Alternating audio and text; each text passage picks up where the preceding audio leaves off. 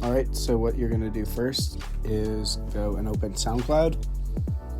Next, you're gonna open SoundCloud to MP3 converter. And then you're gonna wanna choose the one that you see me choose in the video, right there. And then when you go to SoundCloud, you're gonna type in whatever song you'd like to download to your headphones. And then you're gonna hit that button that you see me hit right here. So that copies the link. Then you're gonna go to SoundCloud converter and you're gonna paste that link in. It's Command or Control V.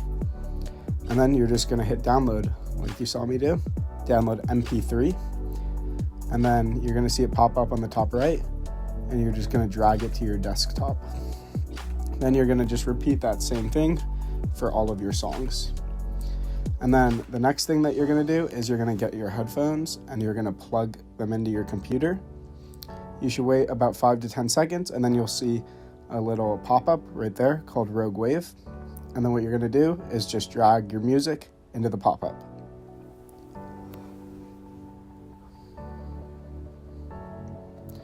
As you can see, the song is now in the pop-up folder. You're gonna just repeat this for all of your songs.